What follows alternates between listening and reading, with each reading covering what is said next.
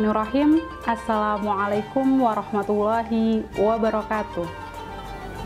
Alhamdulillahirabbil alamin. Ar-Rahmanirrahim. Maliki yaumiddin. Amma ba'du.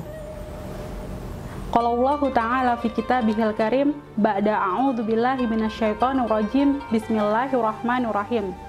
Ya ayyuhalladzina amanu taqullaha haqqa tuqatih wa la tamutunna illa wa antum muslimun.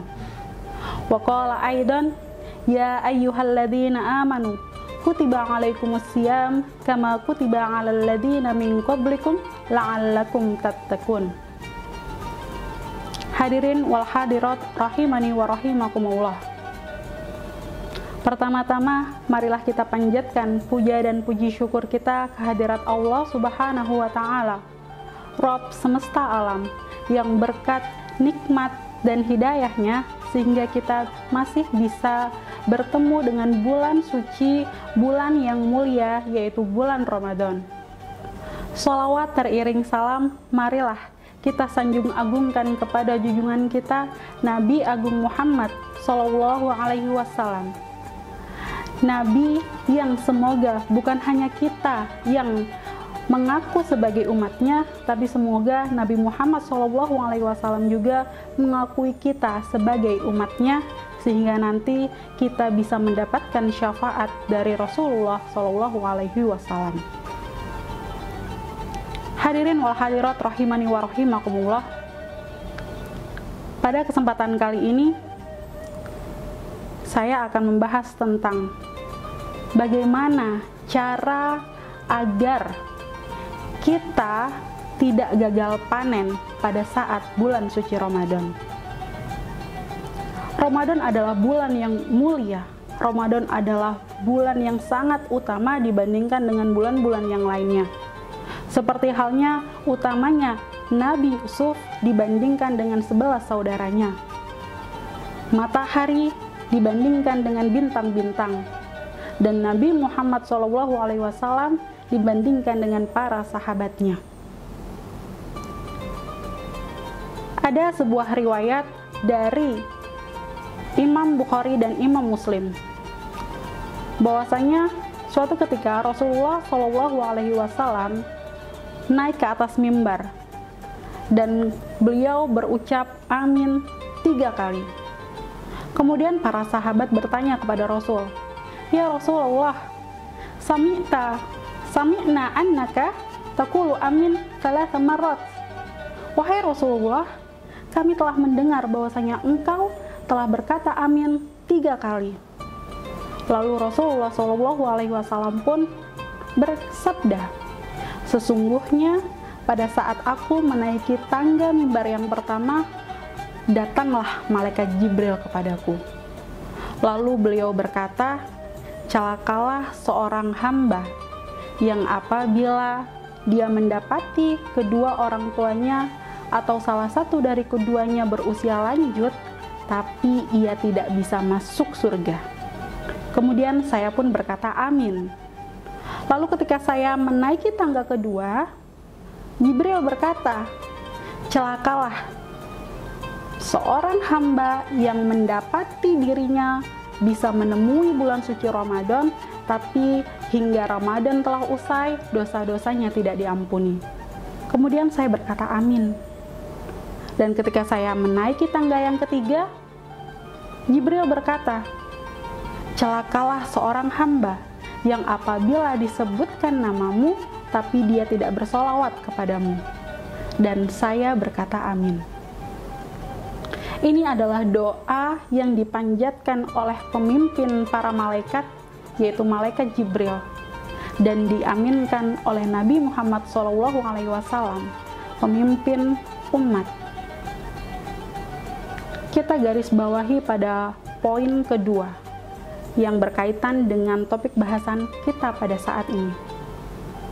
Kita berkaca kepada diri kita bertanya sama diri kita, jangan-jangan kita termasuk orang-orang yang didoakan oleh malaikat Jibril dan diaminkan oleh Nabi Muhammad.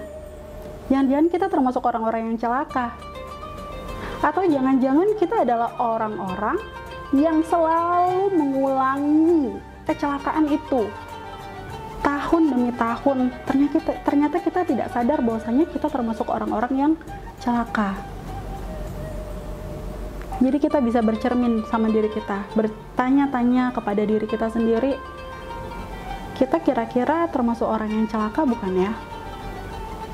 Jangan sampai kita termasuk orang-orang yang dibilang celaka oleh malaikat Jibril dan diaminkan oleh Nabi Muhammad SAW.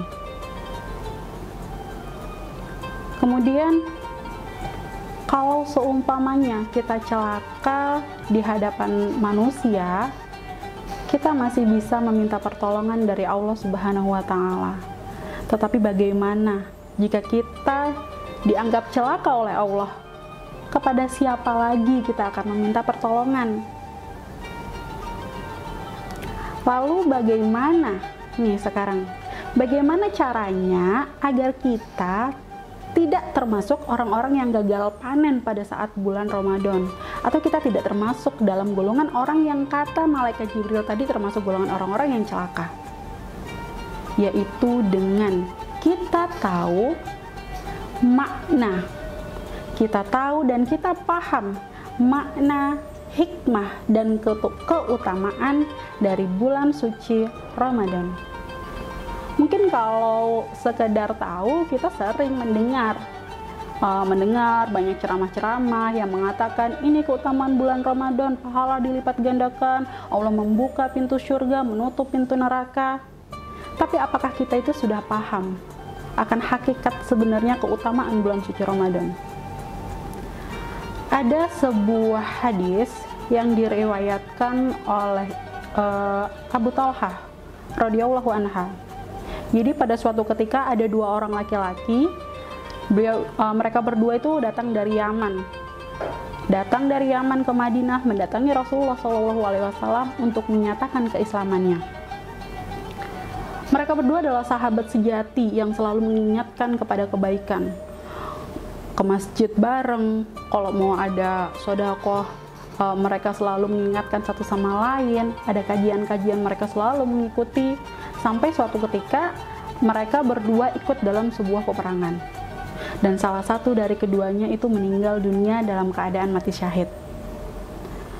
Lalu 1 tahun kemudian barulah sahabat yang orang kedua tadi itu meninggal, tapi dalam keadaan tidak mati syahid. Jadi meninggalnya bukan dalam peperangan, bukan di medan perang. Kalau yang pertama tadi meninggal dalam keadaan mati syahid di medan perang, kemudian 1 tahun setelahnya sahabat yang kedua tadi itu meninggal, tapi tidak dalam keadaan mati syahid. Kemudian Abu Talhah radhiyallahu anhu suatu ketika bermimpi bertemu dengan 2 orang sahabat tadi.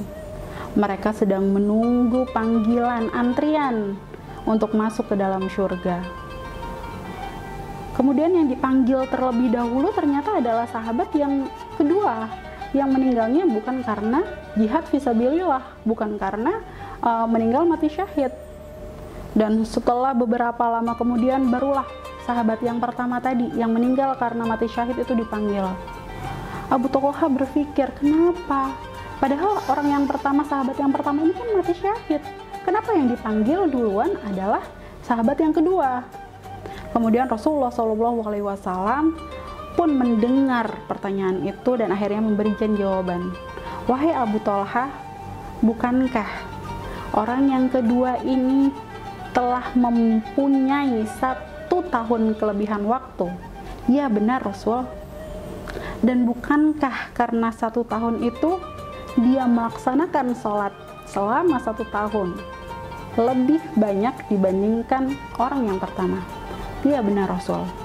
Dan bukankah dia telah melewati atau menambah 1 kali Ramadan, 1 kali melewati 1 kali bulan Ramadan dibandingkan dengan orang yang pertama?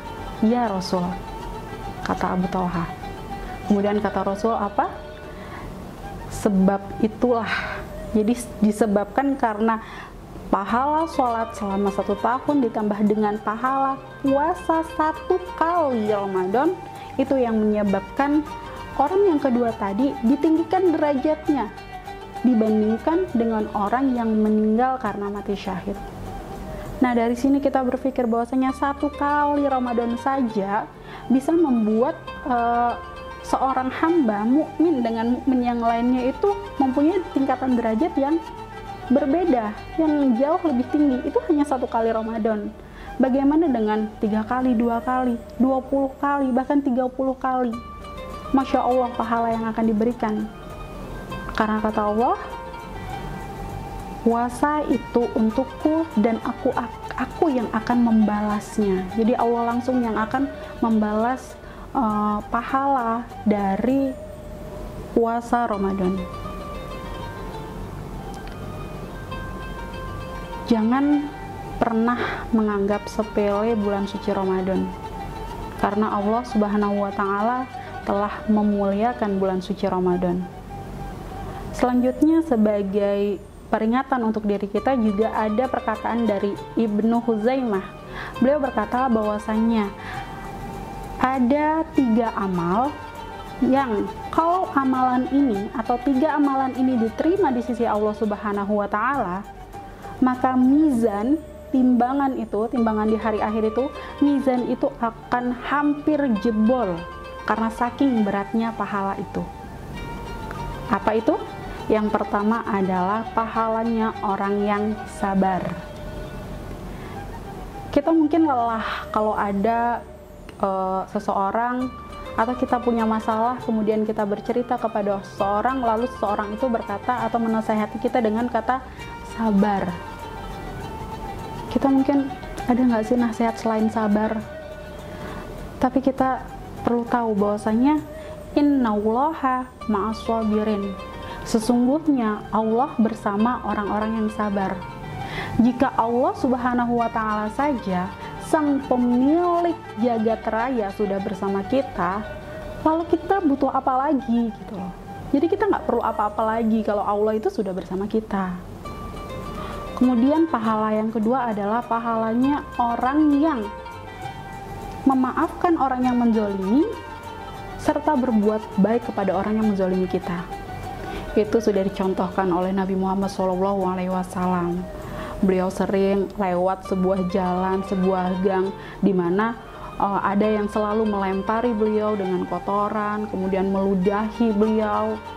Pada suatu ketika beliau lewat gang itu, tidak ada yang meludahi dan tidak ada yang melempari beliau dengan kotoran. Beliau bertanya kepada sahabat, "Wahai sahabat, di mana orang yang biasanya melempari aku dengan kotoran?" Kemudian sahabat berkata, "Beliau sedang sakit, wahai Rasul. Dan tahukah bahwasanya Rasul adalah orang pertama yang mengunjungi, yang menjenguk orang tersebut ketika sakit." Masya Allah. Semoga itu bisa menjadi panutan bagi kita semua. Dan yang ketiga adalah pahalanya orang yang berpuasa. Jadi ibadahnya orang yang berpuasa, ibadah yang berkualitas di sini. Jadi berkaitan dengan ibadah yang berkualitas atau pahala yang berkualitas, itu teringat dengan 4 tipe manusia. Jadi manusia itu dalam mendapatkan pahala itu mempunyai 4 tipe. Yang pertama adalah manusia seperti halnya gelas kosong. Jadi ibaratkan kita punya sebuah gelas nih ya, gelas kosong tapi dia tertutup, jadi tertelungkup. Ketika Allah akan memberikan pahala, tidak masuk pahalanya. Jadi fi qulubihim marad fazadahumullahu marada. Di dalam hatinya itu ada sebuah penyakit dan Allah menambah penyakit itu. Jadi dia itu sebenarnya tidak punya pahala, tapi dia tidak mau membuka diri atau mengerjakan sekedar untuk membuka gelas yang dia punya, dia tidak mau. Tipe orang yang kedua adalah seperti halnya gelas kosong, dia terbuka, dia siap untuk menerima pahala, tapi sayang gelas tersebut adalah punya celah kecil, ada kebocoran di situ. Jadi ketika pahala dia dapatkan, dia rajin untuk membaca Al-Quran, dia rajin bersedekah, tapi ternyata ketika bulan puasa telah berakhir, pahalanya juga habis.